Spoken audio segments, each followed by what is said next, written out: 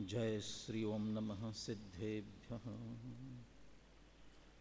नमो अर्हन्ताणं नमो सिद्धाणं नमो आयरीयाणं नमो वज्झायाणं नमो लोये सव्वसाहुणं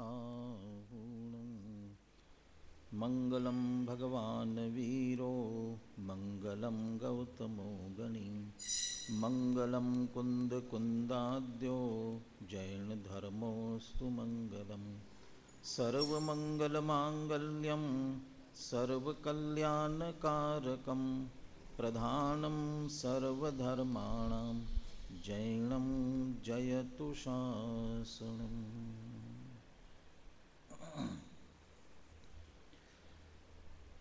भगवान महावीर के निर्वाण महोत्सव के संदर्भ में बात करते हुए महावीर के जीव के पूर्व भवों की चर्चा अपन ने कर ली थी। आज वर्तमान भव, चूँकि भगवान महावीर के जीव ने भगवान बनने की प्रक्रिया और तीर्थंकर बनने की प्रक्रिया प्रारंभ कर दी है, चूँकि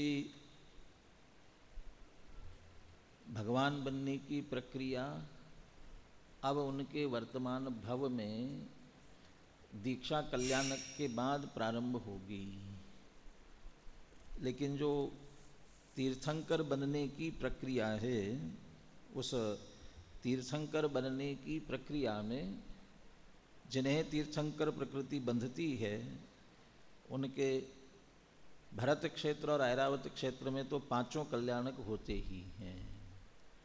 इसलिए वे जो पांच कल्याणक से विभूषित हैं, तो वे पांचों कल्याणक उनके किस प्रकार से मनाए गए, और साथ ही महावीर के जीव का जन्म लेने से लेकर के क्या व्यक्तित्व रहा विशेष, उस पर विशेष चर्चा इसमें की गई है। पढ़ते हैं यहाँ से। भगवान महावीर द्वारा प्रतिपादित सिद्धांत जितने गूढ़, गंभीर व ग्राह्य हैं, उनका वर्तमान जीवन उतना ही सादा, सरल एवं सपाट है। उसमें विविधताओं को कोई स्थान प्राप्त नहीं है। उनका वर्तमान जीवन घटना बहुल नहीं है। घटनाओं में उनके व्यक्तित्व को खोजना भी व्यर्थ है। ऐसी कौन सी लौकिक घटना शेष है जो उनके अनंत पूर्व भवों में उनके साथ न घटी हो। घटना समग्र जीवन के खंड पर प्रकाश डालती है। घटनाओं में जीवन को देखना, उसे खंडों में बांटना है। इसीलिए ये घटना की दृष्टि से देखा जाए तो काव्य में एक महाकाव्य होता है, एक खंड काव्य होता है। वो उपन्यास और कहानी जैसा महाकाव्य में पूरा जीवन लिया जाएगा और खंड काव्य में कोई एक विशिष्ट घटना को लिया जाएगा। भगवान 41 पेज पर है। भगवान महावीर का व्यक्तित्व अखंड है, अविभाज्य है, उसका विभाजन संभव नहीं है। उनके व्यक्तित्व को घटनाओं में बांटना, उनके व्यक्तित्व को खंडित करना है। अखंडित दर्पण में बिंब अखंड और विशाल प्रतिबिंबित होते हैं, किंतु कांच के टूट जाने पर प्रतिबिंब भी अनेक और क्षुद्र हो जाते हैं। उनकी एकता, विशालता खंडित हो जाती है। वे अपना वास्तविक अर्थ खो देते हैं। भगवान महावीर के आकाशवत विशाल, सागर से गंभीर व्यक्तित्व को बालक वर्धमान की बाल सुलभ क्रीड़ाओं से जोड़ने पर उनकी गरिमा बढ़ती नहीं, वरन खंडित होती है। वे धर्म क्षेत्र के वीर, अतिवीर और महावीर थे, युद्ध क्षेत्र के नहीं। युद्ध क्षेत्र और धर्म क्षेत्र में बहुत बड़ा अंतर है। युद्ध क्षेत्र में शत्रु का नाश किया जाता है और धर्म क्षेत्र में शत्रुता का। युद्ध क्षेत्र में पर को जीता जाता है और धर्म क्षेत्र में स्वयं को। युद्ध क्षेत्र में पर को मारा जाता है और धर्म क्षेत्र में अपने विकारों को। महावीर की वीरता में दौड़ धूप नहीं, उछल कूद नहीं, मार काट नहीं, हाहाकार नहीं, अनंत शांति है। उनके व्यक्तित्व में वैभव की नहीं, वीतराग विज्ञान की विराटता है। यद्यपि संक्षेप में उनकी जीवन गाथा मात्र इतनी है कि वे आरंभ के 30 वर्षों में वैभव और विलास के बीच जल से भिन्न कमलवत रहे। बीच के 12 वर्षों में जंगल में परम मंगल की साधना में एकांत आत्माराधना रत रहे और अंतिम 30 वर्षों में प्राणी मात्र के कल्याण के लिए सर्वोदय धर्म तीर्थ का प्रवर्तन प्रचार व प्रसार करते रहे। तथापि उनकी जीवन रेखा पुराण और इतिहास में सब कुछ मिलाकर इस प्रकार मिलती है। आज से लगभग 2572 वर्ष पूर्व, ये जिस सन में भी छपा उसके हिसाब से 2572 लिखा हुआ है, उसके हिसाब से पीछे लगा लेना। इसी भारतवर्ष में धन धान्य से परिपूर्ण विशाल वैशाली नगरी गणतंत्र शासन की केंद्र बनी हुई थी। अपने यात्रा विवरणों में चीनी यात्री ह्यूसांग ने वैशाली को कई मीलों में फैली हुई बड़ी सुंदर नगरी स्वीकार किया है। गणतंत्र के अध्यक्ष थे राजा चेटक। उसी के अंतर्गत कुंडलपुर कुंडग्राम नामक अत्यंत मनोहर नगर था। प्रसिद्ध राजनेता लिच्छवी राजा सिद्धार्थ उसके सुयोग्य शासक थे। राजा सिद्धार्थ की पत्नी का नाम त्रिशला था। राजा सिद्धार्थ को अत्यंत प्रिय होने के कारण उन्हें प्रियकारिणी भी कहा जाता था। सिद्धार्थ को ही क्या, वे सबको प्रिय थी, सब उन्हें प्रिय थे। वे स्वभाव से कोमल, वाणी से मृदु और हृदय से उदार थी। सबके चित्त को हरण करने वाली महारानी प्रियकारिणी त्रिशला गणनायक महाराज चेटक की सबसे बड़ी पुत्री थी। राजा सिद्धार्थ का वैशाली गणतंत्र में अत्यंत महत्वपूर्ण स्थान था। लिच्छवियों के 9 गणों में एक नाथ वंश भी था, जिसे ज्ञात्र वंश भी कहते हैं। राजा सिद्धार्थ इसी नाथ वंश के प्रसिद्ध क्षत्रिय राजा थे।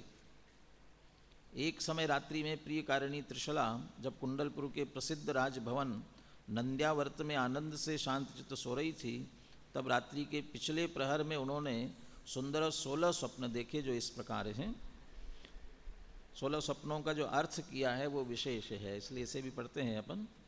मदोन्मत्त गज, ऊंचे कंधों वाला शुभ्र बैल, गर्जता सिंह, कमल के सिंहासन पर बैठी लक्ष्मी, 2 सुगंधित मालाएं, नक्षत्रों की सभा में बैठा चंद्र, उगता हुआ सूर्य, कमल के पत्तों से ढके 2 स्वर्ण कलश, जलाशय में क्रीड़ारत मीन युगल, स्वच्छ जल से भरपूर जलाशय, गंभीर घोष करता सागर, मणि जड़ित सिंहासन, रत्नों से प्रकाशित देव विमान, धर्णेन्द्र का गगनचुंबी विशाल भवन, रत्नों की राशि और निर्धूम अग्नि। प्रातःकालीन क्रियाओं से निवृत्त होकर माँ त्रिशला ने राजा सिद्धार्थ को जब उक्त स्वप्न प्रसंग सुनाया और उनका फल जानना चाहा, तब निमित्त शास्त्र के वेत्ता राजा सिद्धार्थ पुलकित हो उठे। शुभ सपनों का शुभतम फल उनकी वाणी से पहले उनकी प्रफुल्लित मुखाकृति ने कह दिया। उन्होंने बताया कि तुम्हारे उदर से 3 लोक के हृदयों पर शासन करने वाले धर्म तीर्थ के प्रवर्तक भावी तीर्थंकर बालक का जन्म होगा। आज तुम्हारी कुक्षी उसी प्रकार धन्य हो गई जिस प्रकार आदि तीर्थंकर ऋषभ देव के गर्भभार से मरुदेवी की हुई थी। समग्रतः ये स्वप्न बताते हैं कि तुम्हारा पुत्र गज सा बलिष्ठ, ऋषभ सा कर्मठ, सिंह सा प्रतापी, अनंत चतुष्टय लक्ष्मी का धारी, पुष्पों सा कोमल, चंद्रमा सा शीतल, सूर्य सा अज्ञान अंधकार नाशक, स्वर्ण कलश सा मंगलमय, जलाशय में क्रीड़ारत मीन युगल के समान ज्ञानानंद सागर में मग्न रहने वाला, निर्मल समकित ज्ञान से भरपूर, सागर सा गंभीर, 3 लोक के दिलों पर शासन करने वाला, 16वें स्वर्ग से आने वाला अवधि ज्ञान का धनी, रत्नों की राशि सा दैदीप्यमान एवं अग्निशिखा सा ज्वाज्वल्यमान होगा। सुनहरे शुभ स्वप्नों का शुभतम फल जानकर महारानी त्रिशला अत्यंत प्रसन्न हुई। सर्वांग सुंदर त्रिलोक पूज्य पुत्र प्राप्ति का शुभ समाचार जानकर कौन माँ प्रसन्न न होगी। आषाढ़ शुक्ला षष्ठी के दिन 16 कारण भावनाएं भाकर तीर्थंकर प्रकृति बांधने वाले राजा नंद का जीव 16वें स्वर्ग से चयकर प्रियकारिणी माँ त्रिशला के गर्भ में आया। माता पिता के उत्साह, प्रसन्नता और धन धान्यादि वैभव के साथ साथ बालक भी माँ के गर्भ में नित्य बढ़ने लगा। पुरजनों और परिजनों की आनंद में चिर प्रतीक्षा के बाद चैत्र शुक्ला त्रयोदशी का शुभ दिन आया। जिस प्रकार प्रभात की पवित्र बेला में, हाँ जी हाँ, पेज नंबर 44 पर है, हाँ, ये गर्भ कल्याणक, जन्म कल्याणक बहुत संक्षेप में निपटा रहे, बाकी पुराणों में गर्भ कल्याणक, जन्म कल्याणक बहुत विस्तार से वर्णन आता है। लेकिन उन सब बातों को गौण करते हुए, क्योंकि भगवान महावीर के जीवन पर विशेष प्रकाश डालना है, इसलिए इन सब बातों को गौण कर रहे हैं। आगे चलकर दीक्षा कल्याणक के संदर्भ में मुनिराज का स्वरूप क्या होना चाहिए उसे भी संक्षेप में लेने का प्रयास किया है। पुरजनों परिजनों की आनंद में चिर प्रतीक्षा के बाद चैत्र शुक्ला त्रयोदशी का शुभ दिन आया। जिस प्रकार प्रभात की पवित्र बेला में पूर्व दिशा सूर्य को जन्म देती है, उसी प्रकार ममतामयी माँ त्रिशला ने उगते हुए सूर्य सा तप्त स्वर्णाभा से युक्त तेजस्वी बालक को जन्म दिया। नित्य वृद्धिंगत देख उनका सार्थक नाम वर्धमान रखा गया। उनके जन्म का उत्सव परिजनों पुरजनों के साथ साथ संपूर्ण गणराज्य में बड़े उत्साह के साथ मनाया गया। इस मंगलमय पावन अवसर पर इंद्रों और देवों ने भी सिद्धार्थ के दरवाजे पर आकर वो महान उत्सव किया, जिसे जन्म कल्याणक महोत्सव कहते हैं। इंद्र उन्हें ऐरावत हाथी पर बिठाकर सुमेरु पर्वत पर ले गया।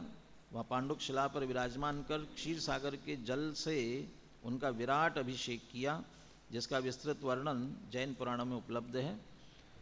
बालक वर्धमान जन्म से ही स्वस्थ, सुंदर एवं आकर्षक व्यक्तित्व वाले थे। वे दोज की चंद्र की भांति वृद्धिंगत होते हुए अपने वर्धमान नाम को सार्थक करने लगे। उनकी कंचन वर्णी काया अपनी निर्मल कांति से चारों ओर के वातावरण को निर्मल करती हुई सबको आकर्षित करती थी। उनके रूप सौंदर्य का पान करने के लिए सुरपति ने 1000 नेत्र बनाए थे। वे आत्मज्ञानी, विचारवान, विवेकी और निर्भीक बालक थे। डरना तो उन्होंने सीखा ही न था। वे साहस के पुतले थे, अतः उन्हें बचपन से ही वीर अतिवीर कहा जाने लगा था। आत्मज्ञानी होने से सन्मति भी कहते थे। उनके 5 नाम प्रसिद्ध हैं: वीर, अतिवीर, महावीर, सन्मति और वर्धमान। एक बार एक हाथी मदोन्मत्त हो गया और गजशाला के स्तंभ को तोड़कर नगर में विप्लव मचाने लगा। सर्वत्र खलबली मच गई। सब लोग घबराकर इधर उधर भागने लगे। गजराज की भयावह गर्जना से आकाश गुंजायमान होने लगा। उक्त कठिनतम परिस्थिति में कुशलतम महावतों के प्रबलतम प्रयत्न निष्फल साबित हो रहे थे। वह विशाल विकराल गजराज बड़े बड़े वीरों के भी काबू में नहीं आ रहा था। यदि उस पर अति शीघ्र काबू न पाया जाता तो अपार जन धन हानि की संभावना स्पष्ट दिखाई दे रही थी। राजकुमार वर्धमान को पता लगते ही वे तत्काल आए। उन्होंने शीघ्र ही अपनी शक्ति और युक्तियों से गजराज पर काबू पा लिया। क्षण भर में उसे निर्मद कर दिया। राजकुमार वर्धमान की वीरता देख लोग स्तंभित रह गए। वे कहने लगे कि आपकी वीरता श्लाघनीय है। वर्धमान गंभीर मुद्रा में उनकी ओर देखते हुए बोले, साधारण पशुओं को जीतने में कौन सी वीरता की बात है? अपने को जीतना ही सच्ची वीरता है। मोह राग द्वेष को जीतना ही अपने को जीतना है। दूसरों को तो इस जीव ने हजारों बार जीता है, पर अपने को नहीं जीता। दूसरों को जानने और जीतने में इस जीव ने अनंत भव खोए हैं और दुख ही पाया है। एक बार अपने को जान लेता और अपने को जीत लेता तो ज्ञानानंद में हो जाता। ये प्रथमान योग की वास्तविक शैली है। कहानी के साथ साथ ये तत्व साथ साथ में होना चाहिए। भव भ्रमण से छूटकर भगवान बन जाता। हाथी को वश में कर लेना भी कोई वीरता है? हाथी को वश में रखना ही वीरता हो तो सभी महावत वीर होंगे। सदा तो वे ही हाथियों पर अनुशासन करते हैं। दूसरों पर अनुशासन कोई बड़ी बात नहीं है। बड़ी बात तो आत्मानुशासन है। जिन्होंने अपने पर अनुशासन कर लिया है उन्होंने ही अपने को पाया है। राजकुमार बालक वर्धमान की वीरता, धैर्य के साथ साथ उनके विचारों की प्रौढ़ता देखकर राज्य परिषद के प्रौढ़ सदस्यगण भी अचंभित हुए बिना न रह सके। वे प्रत्युत्पन्न मति थे और विपत्तियों में अपना संतुलन नहीं खोते थे। उनकी वीरता, निर्भीकता एवं धीरता की चर्चा देवलोक में भी होती थी। एक बार संगम नामक देव ने वर्धमान की परीक्षा लेने की ठानी। फिर क्या था, जब एक दिन अपनी बाल सुलभ क्रीड़ाओं से माता पिता परिजनों पुरजनों को आनंद देने वाले राजकुमार वर्धमान अन्य राजकुमारों के साथ क्रीड़ावन में खेल रहे थे। वे खेल ही खेल में अन्य बालकों के साथ वर्धमान भी एक वृक्ष पर चढ़ गए। तब संगम नामक देव एक भयंकर काला सर्प का रूप बनाकर उसी वृक्ष से लिपट गया। वह नागराज साक्षात काल सा लगता था। क्रोधावेश में आकर वीरों को भी कंपित कर देने वाली फुंकार कर रहा था। चारों ओर एकदम सन्नाटा छा गया। विषम स्थिति में अपने को पाकर अन्य राजकुमार भय से कांपने लगे, पर अनेक प्रयत्न करने पर भी धीर वीर बालक वर्धमान को वह भयंकर नागराज विचलित न कर सका। महावीर वर्धमान को अपनी ओर निर्भय और निशंक आता देख वो भयंकर नागराज निर्मद हो गया। उसने अपना असली रूप प्रकट कर दिया और वह बालक वर्धमान का धैर्य और वीरता देखकर इस प्रकार स्तुति करने लगा कि आप वास्तव में वीर हैं, वीर ही नहीं महावीर है। आपकी वीरता की प्रशंसा जितनी की जाए थोड़ी है। वर्धमान मुस्कुराकर बोले, इसमें वीरता की क्या बात है? क्या सांप से न डरना ही वीरता और महावीरता है? क्या वीरता की कसौटी दुनिया में यही रह गई है? यदि हाँ तो फिर सभी सपेरे महावीर हैं। और तुम आए थे मेरी परीक्षा लेने और अब महावीर का प्रमाण पत्र भी दे रहे हो, पर मुझे आपके प्रमाण पत्र की आवश्यकता ही कब है? क्या भविष्य में वीरता प्रमाण पत्रों से ही चलेगी? यदि जांचना है तो अपने को जांचो, यदि परखना है तो अपने को परखो। पर को क्या परखते हो?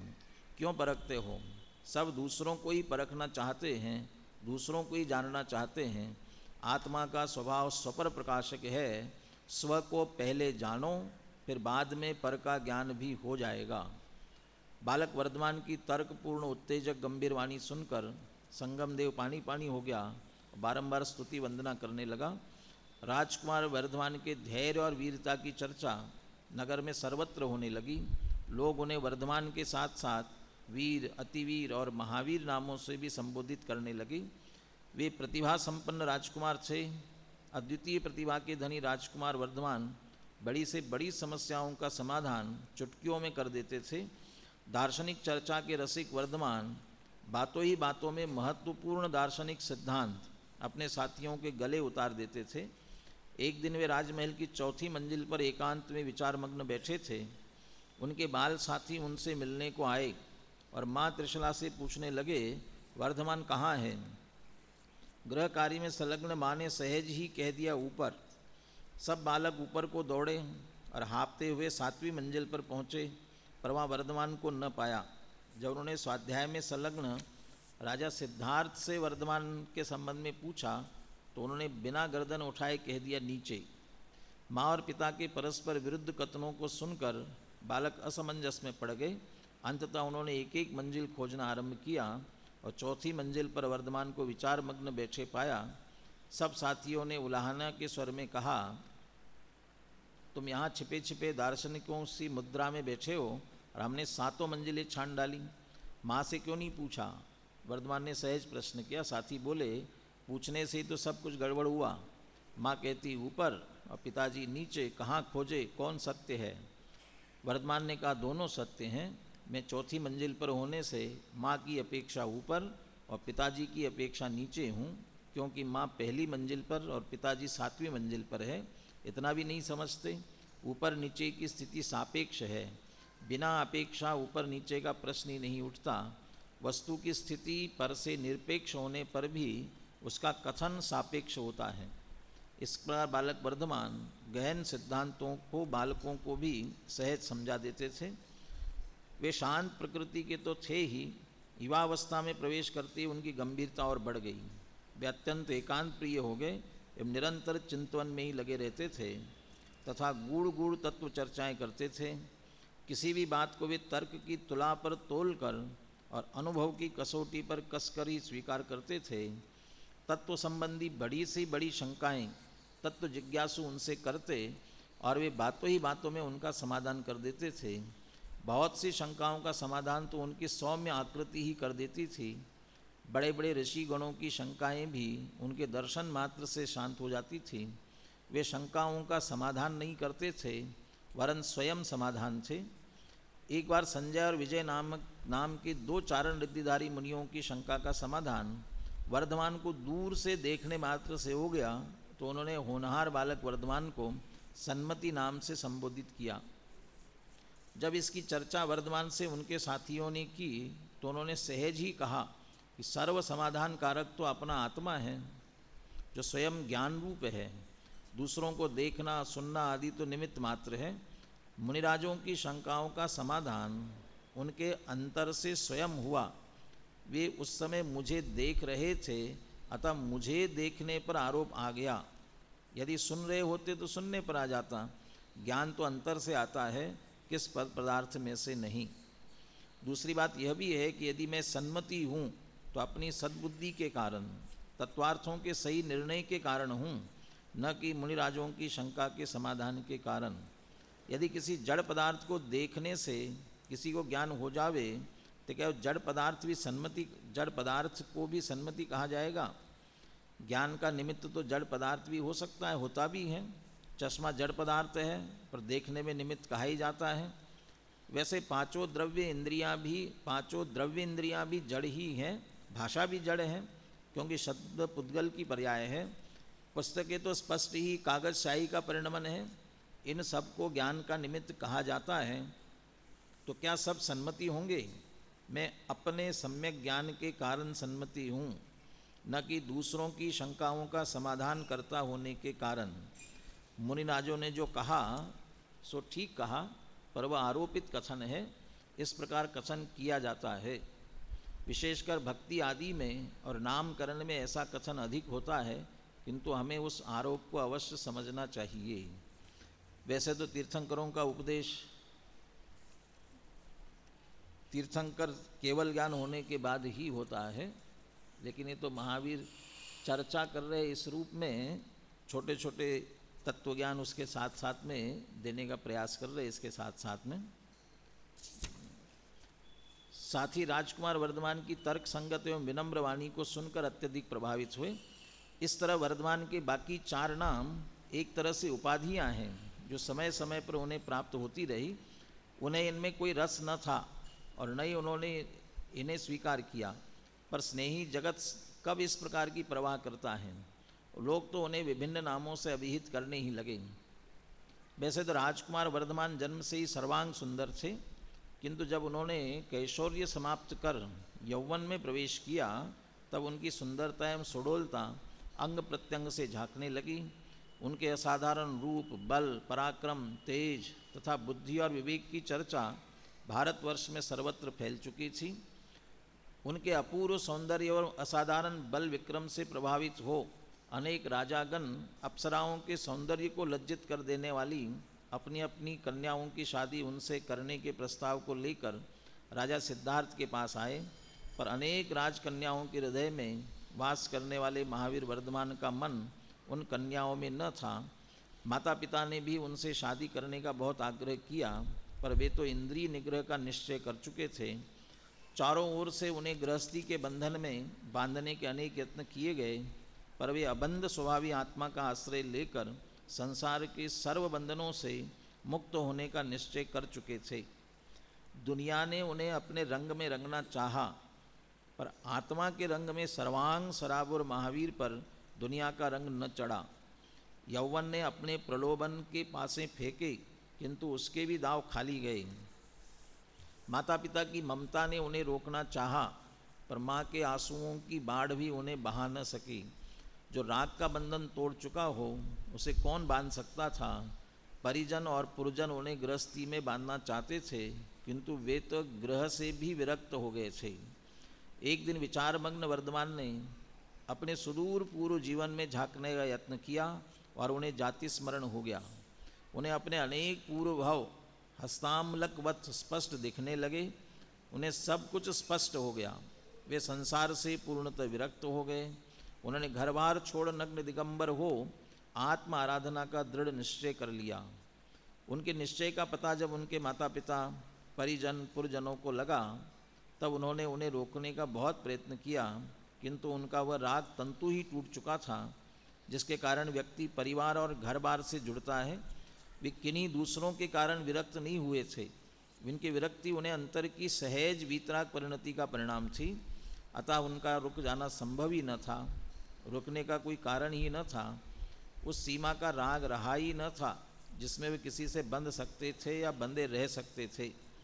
वे किन्हीं दूसरों के लक्ष्य से साधु नहीं बनना चाहते थे।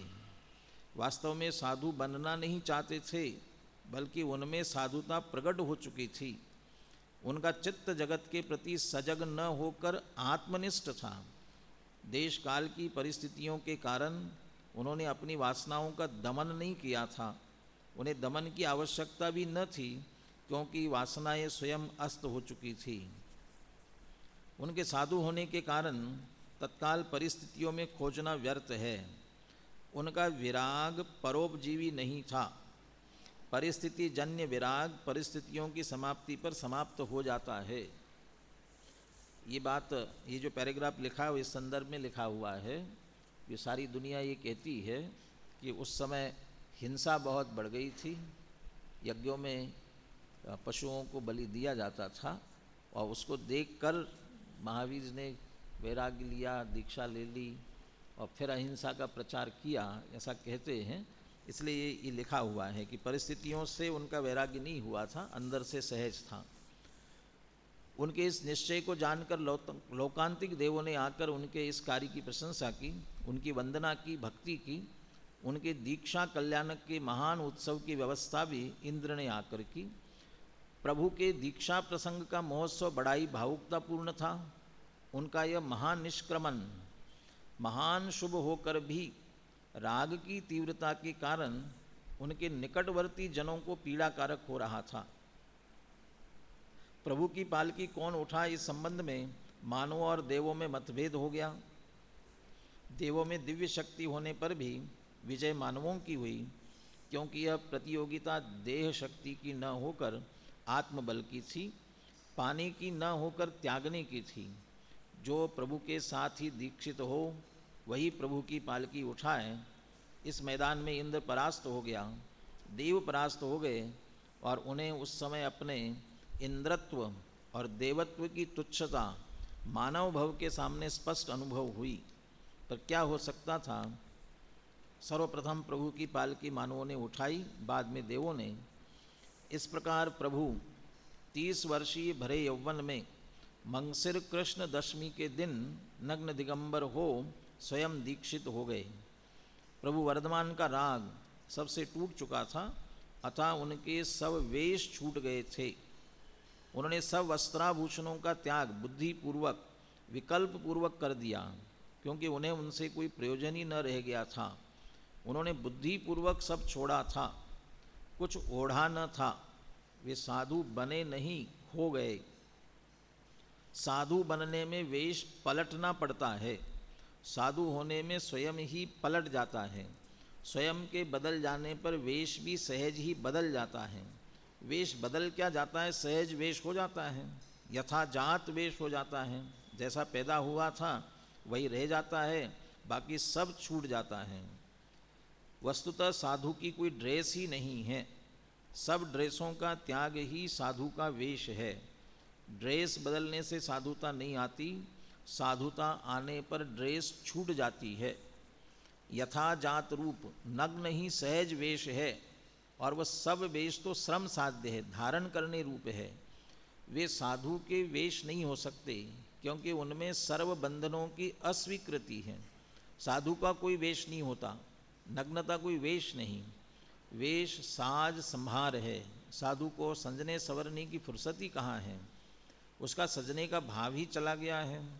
सजने में मैं दूसरों को कैसा लगता हूँ का भाव प्रमुख रहता है। साधु को दूसरे से प्रयोजन ही नहीं है, वह जैसा है वैसा ही है। वह अपने में ऐसा मग्न है कि दूसरों के बारे में सोचने का काम ही नहीं। दूसरे उसके बारे में क्या सोचते हैं इसकी उसे परवाह ही नहीं। सर्ववेश श्रृंगार के सूचक हैं, साधु को श्रृंगार की आवश्यकता ही नहीं, अतः उसका कोई वेश नहीं होता। दिगंबर कोई वेश नहीं है, संप्रदाय नहीं है, वस्तु का स्वरूप है। परम वेशों को देखने के इतने आदी हो गए हैं कि वेश के बिना सोच ही नहीं सकते। हमारी भाषा वेशों की भाषा हो गई है, अतः हमारे लिए दिगंबर भी वेश हो गया है। हो क्या गया, कहा जाने लगा है। सब वेशों में कुछ उतारना पड़ता है और कुछ पहनना होता है, पर इसमें छोड़ना ही छोड़ना है, ओढ़ना कुछ भी नहीं है। छोड़ना भी क्या, उघड़ना है, छूटना है। अंदर से सब कुछ छूट गया है, देह भी छूट गई है, पर बाहर से अभी वस्त्र ही छूटे हैं, देह छूटने में कुछ समय लग सकता है, पर वह भी छूटना है, क्योंकि उसके प्रति भी जो राग था वो टूट चुका है। देह रह गई है, देह रह गई है तो रह गई है, जब छूटेगी तब छूट जाएगी, पर उसकी भी परवाह छूट गई है। महावीर मुनिराज वर्धमान नगर छोड़ वन में चले गए, पर वे वन में भी गए कहाँ हैं? वे तो अपने में चले गए हैं। उनका वन में भी अपनत्व कहाँ है? उन्हें वनवासी कहना भी उपचार है, क्योंकि वे वन में भी कहाँ रहे, वे तो आत्मवासी है। न उन्हें नगर से लगाव है न वन से, वे तो दोनों से अलग हो गए हैं। उनका तो पर से अलगाव ही अलगाव है। रागी वन में जाएगा तो कुटिया बनाएगा, वहाँ भी घर बसाएगा, ग्राम और नगर बसाएगा, भले ही उसका नाम कुछ भी हो, है तो वह घर ही। रागी वन में भी मंदिर के नाम पर महल बसाएगा, महलों में भी उपवन बसाएगा। वह वन में रहकर भी महलों को छोड़ेगा नहीं, महल में रहकर भी वन को छोड़ेगा नहीं। महावीर तो बहुत कुछ वीतरागी हो गए थे, रहा सा राग भी तोड़कर पूर्ण वीतरागी बनने के पथ पर चल पड़े थे। उनके लिए वन और नगर में कोई भेद नहीं रहा था, सब कुछ छूट गया था, वे सब से टूट गए थे। उन्होंने सर्वथा मौन धारण कर लिया था, उनको बोलने का भाव ही न रहा था। वाणी पर से जोड़ती है, उन्हें पर से जुड़ना ही न था। वाणी विचारों की वाहक है, वह परस्पर विचारों का आदान प्रदान करने में निमित्त होती है, वह समझने समझाने के काम आती हैं। उन्हें किसी से कुछ समझना ही न था, जो समझने योग्य था उसे वे अच्छी तरह समझ चुके थे, अब तो उसमें मग्न थे। उन्हें किसी को समझाने का राग भी न रहा था, अतः वाणी का क्या प्रयोजन। वाणी उन्हें प्राप्त थी, पर वाणी की उन्हें आवश्यकता ही न थी। जो उन्हें चाहिए नहीं वह रहे तो रहे, उससे उन्हें क्या, रहे तो ठीक न रहे तो ठीक। वे निरंतर आत्मचिंतन में ही लगे रहते थे। नहाना धोना सब कुछ छूट गया था, वे स्नान और दंत धोवन के विकल्प से भी परे थे। शत्रु और मित्र में संभाव रखने वाले मुनिराज वर्धमान गिरी कंदराओं में वास कर रहे थे। वस्तुतः न कोई शत्रु ही रहा था, न कोई मित्र। मित्र और शत्रु राग द्वेष की उपज हैं। जब उनके राग द्वेष ही समाप्त प्राय थे, तब शत्रु मित्रों के रहने का कोई प्रश्न ही नहीं रह गया था। मित्र रागियों के होते हैं, शत्रु द्वेषियों के। वीतरागियों का कौन मित्र और कौन शत्रु? कोई उनसे शत्रुता करो तो करो, मित्रता करो तो करो, उन पर उनकी कोई प्रतिक्रिया नहीं होती है। शत्रु मित्र के प्रति संभाव का अर्थ ही शत्रु मित्र का अभाव है। उनके लिए उनका न कोई शत्रु था न कोई मित्र। अन्य लोग उन्हें अपना शत्रु माने तो मानो, अपना मित्र मानो तो मानो। अब वे किसी के कुछ भी न रह गए थे। किसी का कुछ रहने में कुछ लगाव होता है, उन्हें जगत से कोई लगाव ही न रहा था। प्रकृति की प्रतिकूलता और अनुकूलता के प्रति भी उनके अंतर में कोई उत्साह अनुत्साह न रह गया था। वे शीत उष्ण वर्षा आदि ऋतुओं के प्रचंड वेग से भी विचलित न होते थे। उन्हें प्रकृति का स्वाभाविक सौंदर्य भी लुभा नहीं पाता था, क्योंकि वह लुभाने वाला मन ही न रहा था। उन्हें प्रकृति की भयंकरता भी विचलित नहीं कर पाती थी, क्योंकि वे पूर्ण अभय हो गए थे। उनकी सौम्य मूर्ति, स्वाभाविक सरलता, अहिंसा में जीवन एवं शांत स्वभाव को देखकर बहुधा वन्य पशु भी स्वभावगत वैर विरोध छोड़कर साम्य भाव धारण करते थे। अहि नकुल तथा गाय और शेर तक भी एक घाट पानी पीते थे। जहाँ वे ठहरते वातावरण सहज शांतिमय हो जाता था। कभी कदाचित भोजन का विकल्प उठता तो अनेक अटपटी प्रतिज्ञाएं लेकर वे भोजन के लिए समीपस्थ नगर की ओर आते। यदि कोई श्रावक उनकी प्रतिज्ञाओं के अनुरूप शुद्ध सात्विक आहार नवधा भक्ति पूर्वक देता तो अत्यंत सावधानी पूर्वक निरीह भाव से खड़े खड़े आहार ग्रहण कर शीघ्र वन को वापस चले जाते थे। साधु होने के बाद सर्वप्रथम उनका आहार कुलग्राम नामक नगर के राजा कूल के यहाँ हुआ था। एक बार मुनिराज महावीर का आहार अति विपन्न अवस्था को प्राप्त सती चंदनबाला के हाथ से भी हुआ था। ये पूरा उनके जीवन की चर्या के साथ साथ मुनिराज के 28 मूल गुणों का भी संकेत करने का प्रयास किया है। सती चंदनबाला राजा चेटक की सबसे छोटी पुत्री थी। किसी कामातुर विद्याधर द्वारा उपवन में क्रीडारत यौवना चंदनबाला का अपहरण कर लिया गया था, किंतु पत्नी के आ जाने से वह पत्नी भीरु विद्याधर के द्वारा भयंकर वन में छोड़ दी गई। वहाँ वह एक भील के हाथ पड़ गई। उसने वृषभदत्त नामक सेठ को बेच दी। वृषभदत्त सेठ की पत्नी का नाम था सुभद्रा। स्वभाव से शंकालु सुभद्रा सहज ही आशंकित हो गई कि कहीं सेठ इस पर मोहित न हो जाए। पुत्रीवत चंदना उसे सपत्नी सी प्रतीत होने लगी। उसका व्यवहार चंदना के प्रति उग्र से उग्रतर और उग्रतम हो गया। उसकी कठोरता बढ़ती गई। स्त्रियां स्त्रियों के प्रति सहज ही कठोर होती हैं, फिर जिसमें सपत्नी माने सौत की आशंका हो उसके प्रति क्या कहना। गुरबेल स्वभाव से अत्यंत कटुक होती है और वह नीम पर चढ़ रही हो तो फिर उसका क्या कहना। सेठानी सुभद्रा बाला चंदना को खाने के लिए मिट्टी के पात्र में मात्र कोदों का भात, वह भी कांजी मिली हुई देती थी और सदा साकल से बांध कर रखती थी। चंद्रा अपने दुर्दनों को दुर्दैव का परिपाक जानकर साम्य भावपूर्वक काट रही थी। इसके अतिरिक्त कोई उपाय भी तो न था, करती भी क्या। एक दिन मुनिराज वर्धमान वत्स देश की उसी कौशाम्भी नगरी में आहार के लिए आए जहाँ चंदना बंधन में थी। मुनिराज उस मकान के सामने से निकले जिसमें चंदना कैदी का सा जीवन व्यतीत कर रही थी।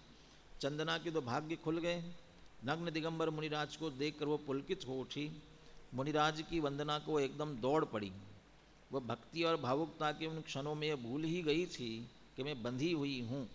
वह तो ऐसी दौड़ी जैसे बंधी ही न हो, और लोगों के आश्चर्य का ठिकाना न रहा कि वह सचमुच ही बंधन मुक्त हो चुकी थी। उसकी बेड़ियाँ टूट चुकी थी, उसके बंधन खुल चुके थे, उसके खंडित केश अखंडित हो गए थे। यह सब कैसे हुआ आज? क्या अब कहानी में हाँ, ये जो अत्याचार किए उस समय किए गए, उनके सामने नहीं कर सकती थी पत्नी उनकी। यह सब कैसे हुआ कुछ समझ में नहीं पड़ रहा था लोगों को। लोग अपने आश्चर्य को सहेज रहे थे और चंदना वंदना में लीन थी।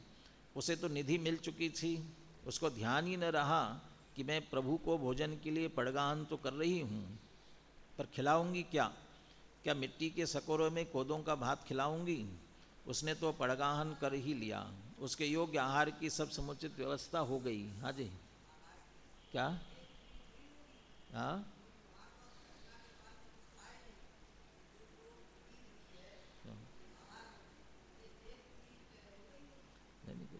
सहज मिली है। देव कहाँ आए यहाँ बीच में? देव कहाँ आ गए बीच में? कुछ भी नहीं है। हाँ हाँ, ये तो चमत्कार कह सकते हैं। ये तो तीर्थंकर के जीव के प्रभाव के कारण से इतना तो कह सकते हैं अपन। हाँ हाँ हाँ हाँ। यह सब कैसे हुआ? कैसे हुआ सोचने वाले सोचते ही रहे। वहाँ तो चंदना के हाथ से प्रभु का आहार भी हो गया। आश्चर्यों के निधान प्रभु वन को वापस चले गए। चंदना की वंदना सफल हो गई, उसके बंधन कट गए। आगे चलकर यही चंदना भगवान महावीर के समो शरण में दीक्षित हो आर्यिकाओं में श्रेष्ठ प्रमुख गणनी बनी। वीर प्रभु की महिमा के साथ साथ चंदना के भाग्य की सराहना भी सहज होने लगी। चौपालों में चौराहों पर यही चर्चा थी। कोई कह रहा था बंधन तभी तक बंधन है जब तक बंधन की अनुभूति है। यद्यपि पर्याय में बंधन है, तथापि आत्मा तो अबंध स्वभावी ही है। अनादिकाल से अज्ञानी प्राणी अबंध स्वभावी आत्मा को भूलकर बंधन पर केंद्रित हो रहा है। वस्तुतः बंधन की अनुभूति ही बंधन है। वास्तव में बंधा हूँ इस विकल्प से यह जीव बंधा है। लौकिक बंधन से विकल्प का बंधन अधिक मजबूत है। विकल्प का बंधन टूट जावे तथा अबंध की अनुभूति सघन हो जावे तो बाह्य बंधन भी सहज टूट जाते हैं। बंधन के विकल्प से, स्मरण से, मनन से दीनता हीनता का विकास होता है। अबंध की अनुभूति से, मनन से, चिंतन से शौर्य का विकास होता है, पुरुषार्थ सहज जागृत होता है। पुरुषार्थ की जागृति में बंधन कहाँ? चंदना की बंधन की विस्मृति ही बंधन के अभाव का कारण बनी। दूसरा बोला, बंधन के रहते हुए बंधन की अस्वीकृति और अबंध की स्वीकृति कैसे संभव है? बंधन है उसे तो न माने और अबंध नहीं है उसे स्वीकार, यह कैसे संभव है? तीसरा कहे उठा, संभव है, स्वीकारना तो संभव है ही। द्रव्य दृष्टि से देखा जाए तो वस्तु भी ऐसी ही है। बंधन तो ऊपर ही है, अंतर में तो पूरी वस्तु स्वभाव से अबंध ही पड़ी है। उसे तो किसी ने छुआ ही नहीं, वह तो किसी से बंधी ही नहीं। स्वभाव में बंधन नहीं, इसे स्वीकार करने भर की देर है कि पर्याय के बंधन भी टूटने लगते हैं। स्वतंत्रता की प्रबलतम अनुभूति बंधन के काल में संभव है, क्योंकि अंतर में स्वतंत्र तत्व विद्यमान है। पर्याय के बंधन कटने में भी वह समर्थ कारण है। संपूर्ण जगत से सर्वथा निरीह वीतरागी संत मुनिराज वर्धमान विहार करते हुए उज्जैनी पहुँचे। वहाँ वे अति मुक्तक नामक स्मशान में प्रतिमा योग धारण कर ध्यानस्थ हो गए।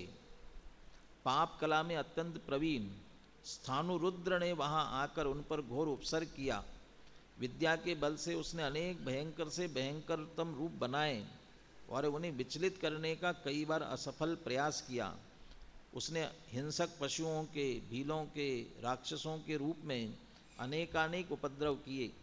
दूसरों को डराने धमकाने में ही वीरता को सार्थक समझने वाले स्थानुरुद्र ने अंततः अड़िग महावीर के रूप में वीरता की साक्षात मूर्ति के दर्शन किए। उसने स्पष्ट अनुभव किया कि वीरता निर्भयता और अड़िगता का नाम है। वीरता निर्भयता और अड़िगता का नाम है। वीरता हिंसा की पर्याय नहीं, अहिंसा का स्वरूप है। उसके उपद्रवों को महावीर की साधना पर, उसके उपद्रवों का महावीर की साधना पर कोई असर ही न हुआ। एक तो आत्म साधनारत वीतरागी संतों के ज्ञान में अंतरोन्मुखी वृत्ति के कारण बाह्य अनुकूल प्रतिकूल संयोग आते ही नहीं। यदि आते भी हैं तो उनके चित्त में कोई भंवर पैदा नहीं करते, मात्र ज्ञान का गेय बनकर रह जाते हैं, क्योंकि वे अपनी ओर पर की परिणति को जानते देखते हुए प्रवर्तते हैं। हाँ जी, उज्जैनी में। हाँ जी, हाँ, महावीर और सुपार्श्वनाथ। हाँ, सुपार्श्वनाथ और महावीर। हाँ हाँ, तीर्थंकरों के पुण्य का विशेष योग होता है, इसलिए उपसर्ग होने की संभावना नहीं होती है। ये इसी क्रम में समझ लीजिए, बीच में क्षुधात रसा, गर्मी सर्दी ये बताते हुए परिषद जय बताया और ये उपसर्ग विजय की भी चर्चा इसके साथ साथ आ गई। मुनिराज महावीर की अड़िग साधना अनेक संकटों के बीच भी निर्विकार सौम्य आकृति और वीतरागी मुद्रा देख स्थानुरुद्र का क्रोध काफूर हो गया। वह भय मिश्रित आश्चर्य से विबल हो उनकी स्तुति करने लगा, अपने किए पर पछताने लगा। न काहू से दोस्ती न काहू से वैर के प्रतीक मुनिराज महावीर पर इस परिवर्तन का भी कोई असर नहीं हुआ।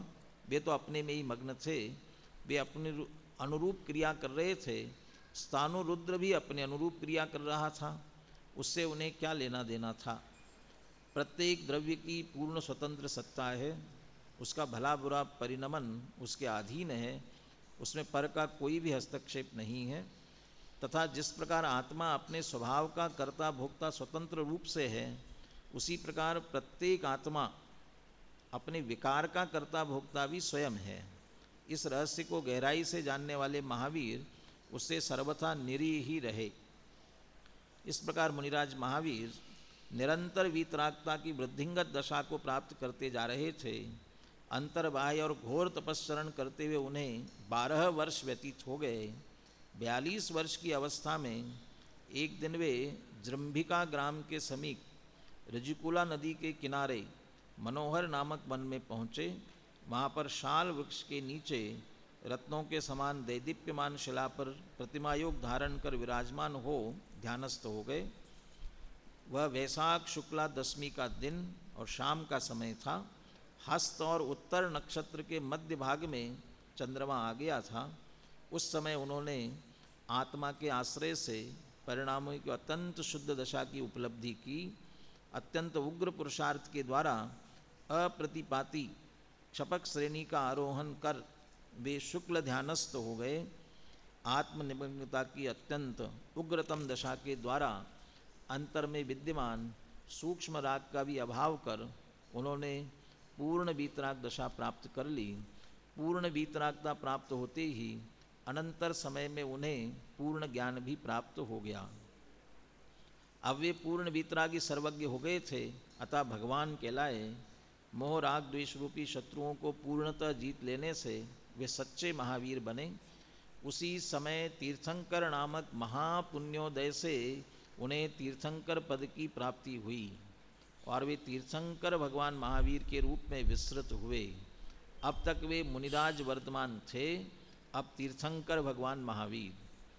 सौधर्म इंद्र को तत्काल विशेष चिन्हों से पता चला कि तीर्थंकर महावीर को पूर्ण ज्ञान की प्राप्ति हो चुकी है। उसने तत्काल आकर बड़े उत्साह से केवल ज्ञान कल्याणक महोत्सव किया और भगवान महावीर की पवित्र वाणी से सब लाभान्वित हो सके। तदर्थ कुबेर को आज्ञा दी कि शीघ्र ही समोशरण की रचना करो। तीर्थंकर की धर्म सभा को समोशरण कहा जाता है। इंद्र की आज्ञा पाकर कुबेर ने भगवान की धर्म सभा के निर्माण में अपना संपूर्ण कला वैभव लगा दिया। उसने शीघ्र ही एक गोलाकार सभा मंडप की रचना की, जिसके बीच में भगवान के बैठने की व्यवस्था थी। उसके चारों ओर 12 प्रकोष्ठ थे, जिनमें श्रोताओं के बैठने की समुचित व्यवस्था थी। तीर्थंकर की धर्म सभा में राजा रंक, गरीब अमीर, गोरे काले सब मानव एक साथ बैठकर धर्म श्रवण करते हैं। उनकी धर्म सभा में प्रत्येक प्राणी को जाने का अधिकार है। छोटे बड़े जाति पाति का कोई भेद नहीं है। यहाँ तक कि उसमें मुनि आर्यिकाओं, श्रावक श्राविकाओं, देव देवांगनाओं के साथ साथ पशुओं के बैठने की भी व्यवस्था रहती है। बहुत से पशु पक्षी भी शांतिपूर्वक धर्म श्रवण करते हैं। सर्व प्राणी समभाव जैसा तीर्थंकरों के समोशरण में पाया जाता है, वैसा अन्यत्र दुर्लभ है। समोशरण की रचना बड़ी ही अद्भुत होती है। जिस सभा का प्रवक्ता तीर्थंकर जैसा महापुरुष और व्यवस्थापक स्वयं इंद्र हो, उस सभा का वर्णन शब्दों में संभव नहीं है। फिर भी जैन शास्त्रों में समोशरण की रचना का विस्तार से वर्णन आता है। जिज्ञासु पाठकों को अपनी विशेष जिज्ञासा वहाँ से शांत करना चाहिए। रुजुकुला नदी के तटवर्ती समीपस्थ सभी प्रदेश में दुंदुभी घोष द्वारा सूचना हो गई और श्रोताओं का विशाल जन समुदाय तीर्थंकर भगवान महावीर की दिव्यवाणी सुनने उमड़ पड़ा। सभा मंडप खचाखच भर गया, पर प्रभु की वाणी न खिरी। समय समाप्त होने पर लोग उदास घर चले गए। सबको प्रभु के दर्शन प्राप्ति का परम संतोष था, पर वाणी श्रवण का अवसर न मिलने से उदासी भी सहज थी ही। यह सब कुछ एक दिन ही न हुआ, इसकी पुनरावृत्ति कई दिनों तक होती रही। जनता जुड़ती पर दिव्य ध्वनि नहीं खिरती। कुछ दिनों बाद भगवान का वहाँ से विहार हो गया। वहाँ की जनता प्यासी ही रही, उनके दिव्य प्रवचनों का लाभ उसे न मिला। विहार होते ही समोशरण का विघटन हो गया, पर जहाँ जाकर भगवान रुके वहाँ फिर तत्काल समोशरण की रचना कर दी गई। जनता आई, दर्शन मिले, पर प्रवचन नहीं। इस प्रकार विहार होता रहा, पर प्रवचन नहीं हुआ। विहार करते करते महावीर राजगृही के निकट विपुलाचल पर्वत पर पहुँचे। वहाँ भी वैसा ही विशाल समोशरण बना और सीमातीत जन समुदाय भी उनके दर्शन एवं श्रवण को उपस्थित हुआ, पर प्रभु का मौन न टूटा। 65 दिन समाप्त हो चुके थे। सभी श्रोताओं के साथ साथ प्रमुख नियामक सौधर्म इंद्र का धैर्य भी समाप्त हो रहा था। यद्यपि वह अभी तक इसलिए निश्चिंत था कि समय आने पर प्रभु बोलेंगे अवश्य, क्योंकि ये तीर्थंकर केवली है। तथापि 65 दिन की लंबी अवधि ने उसको भी व्यग्र कर दिया। उसने अपने अवधि ज्ञान का प्रयोग करते हुए सर्व कारणों की सम्यक मीमांसा की। उपस्थित जन समुदाय में प्रभु का प्रमुख शिष्य, जिसे गणधर कहते हैं, बनने की पात्रता किसी में न दिखी। उसने अपनी दृष्टि का घेरा और विशाल किया तो इंद्रभूति नामक महान विद्वान पर जाकर उसकी दृष्टि रुक गई। इंद्रभूति गौतम वेद वेदांगों के पारंगत विद्वान थे। उनके 500 शिष्य थे। इंद्र ने जब ये अनुभव किया कि भगवान की दिव्य ध्वनि को पूर्णतः धारण करने में समर्थ और उनका पट्ट शिष्य बनने के योग्य इंद्रभूति गौतम ही है, तब वह वृद्ध ब्राह्मण के वेश में इंद्रभूति के आश्रम में पहुंचा। इंद्र ने इंद्रभूति गौतम के समक्ष एक छंद प्रस्तुत किया एवं अपने को महावीर का शिष्य बताते हुए उसका अर्थ समझने की जिज्ञासा प्रकट की। वह श्लोक इस प्रकार है। बोलिए श्लोक, आप लोग बोलो। अब पढ़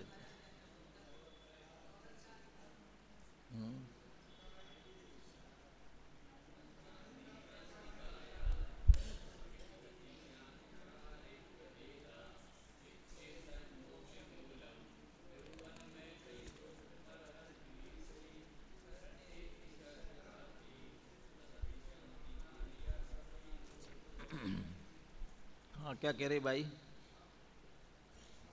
हाँ जी, हाँ हाँ, भाई क्या कह रहे?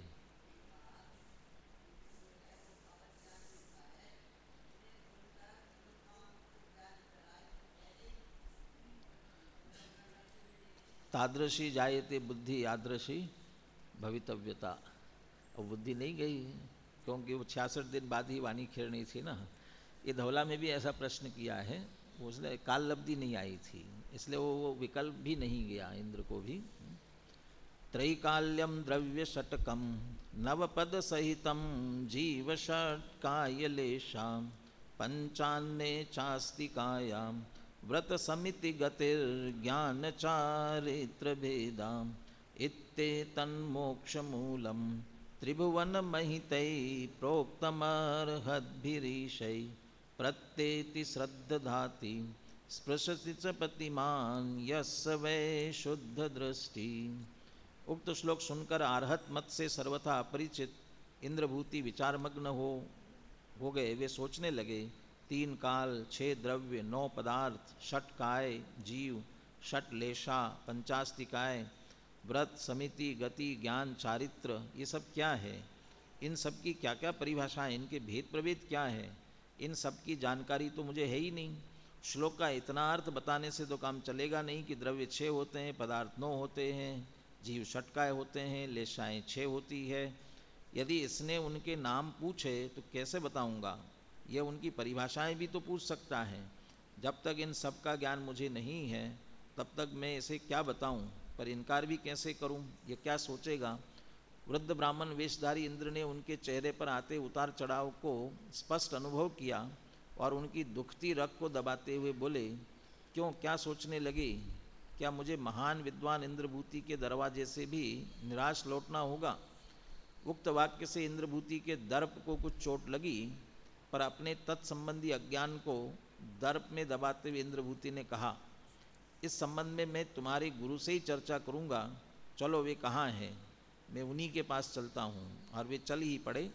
आगे आगे वृद्ध ब्राह्मण इंद्रभूति और वृद्ध ब्राह्मण इंद्र और पीछे पीछे अपने 500 शिष्य समुदाय के साथ इंद्रभूति गौतम। इंद्रभूति के सद्धर्म प्राप्ति का काल आ गया था, साथ ही भगवान की दिव्य ध्वनि खिरने का समय भी आ चुका था। समो शरण के निकट आते ही उनके विचारों में कठोरता का स्थान कोमलता ने ले लिया। समो शरण के द्वार पर स्थित मानस्तंभ की ओर देखते ही उनका मान गल गया और उनका तम गत हो गया। वे विनम्र भाव से समो शरण में पहुँचे, भगवान के दर्शन किए और बाहर के विशाल वैभव व उसके बीच विराजमान पर उससे सर्वथा अलिप्त तीर्थंकर वर्तमान केवली को देखा। वो देखते ही रहे, निर्निमेष नेत्रों से उन्हें देखे ही जा रहे थे। नयन तृप्त ही न होते थे। प्रभु सिंहासन से 4 अंगुल ऊपर अधर में विराजमान थे। उनकी सौम्य और शांत मुद्रा में उनके अंतर की निर्विकारी स्थिति स्पष्ट प्रतिभासित हो रही थी। अंतर्मग्न प्रभु की मुद्रा ने मानो इंद्रभूति गौतम को मौन उपदेश दिया कि यदि तुझे अतीन्द्रिय आनंद एवं अंतर की सच्ची शांति चाहिए तो मेरी ओर क्या देखता है, अपनी ओर देख। तो स्वयं अनंत ज्ञान एवं अनंत आनंद का पिंड परमात्मा है। आज तक तूने ज्ञान और आनंद की खोज पर में ही की है, पर की खोज में इतना व्यस्त रहा है कि मैं कौन हूँ, मैं क्या हूँ, जानने का अवसर ही प्राप्त नहीं हुआ। मेरी ओर आंखें फाड़ पर कर क्या देख रहा है, अपनी ओर देख। एक बार इसी जिज्ञासा से अपनी ओर देख। जानने लायक, देखने लायक एकमात्र आत्मा ही है, अपना आत्मा ही है। यह आत्मा शब्दों से नहीं समझाया जा सकता, इसे वाणी से नहीं बताया जा सकता। यह शब्द जाल और वाग विलास से परे है। यह मात्र जानने की वस्तु है, अनुभव गम्य है। यह अनुभव गम्य आत्मवस्तु ज्ञान का घनपिंड और आनंद का कंद है। अतः समस्त पर पदार्थों, उनके भावों एवं अपनी आत्मा में उठने वाले विकारी अविकारी भावों से भी दृष्टि हटाकर एक बार अंतर में झांक, अंतर में देख, अंतर में ही देख देख देख। अंतरोन्मुख महावीर की अंतरोन्मुखी होने हेतु मौन प्रेरणा पाकर इंद्रभूति भी अंतरोन्मुख हो गए, अंतर में चले गए। और जब बाहर आए तब उनके चेहरे पर अपूर्व शांति झलक रही थी। उन्होंने आज वह पा लिया था जो आज तक न पाया था। वे आत्मा का अनुभव कर चुके थे। उन्हें अतीन्द्रिय आनंद का मधुरतम स्वाद अभी अभी लिया था। उनका अंग अंग रोमांचित हो रहा था। अब वे अधिक से अधिक उसी अनुभूति की दिशा में रहने के अभिलाषी हो गए थे। उन्होंने प्रभु के समक्ष उसी समय दीक्षा धारण कर ली तथा अंतर के प्रबल पुरुषार्थ द्वारा मनप्रेय ज्ञान प्राप्त किया। उनका हृदय भगवान महावीर के अनंत उपकार से गदगद हो रहा था, क्योंकि उन्हें प्रभु की कृपा से संसार का अभाव करने वाला सद्धर्म प्राप्त हो गया था। उनके सागरवत हृदय में भक्ति का भाव उमड़ रहा था। उनकी वाणी प्रस्फुटित हो उठी और वे इस प्रकार भगवान की स्तुति करने लगे। इसके अब आगे की चर्चा अपन परसों पढ़ेंगे। इसे आगे इससे लेकर के अभी अपना ज्ञान कल्याणक चल रहा है। क्या चीज़? कौन? हाँ, इंद्रभूति मिथ्या दृष्टि तो था ना, अन्य मत में था तो मिथ्या दृष्टि ही था। कल सामान्य चर्चा करेंगे भगवान महावीर के मोक्ष कल्याणक के संदर्भ में। परसों से पुनः यहीं से चर्चा अपन करेंगे। हाँ, कल 7 बजे से पूजन प्रारंभ करेंगे, 7 बजे, और 8 बजे करीब लाडू चढ़ाने का क्रम 8 सवा 8 बजे के करीब आएगा। फिर सवा 8 बजे नीचे शिव मंदिर जिनालय में, और 8:30 बजे से व्याख्यान का समय 8:30 बजे से रखेंगे।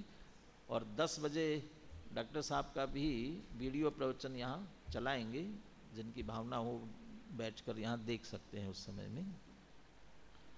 सहजानंदी शुद्ध स्वरूपी अविनाशी हूँ आत्मस्वरूप। सहजानंदी शुद्ध स्वरूपी अविनाशी हूँ आत्मस्वरूप। सहजानंदी शुद्ध स्वरूपी अविनाशी हूँ आत्मस्वरूप।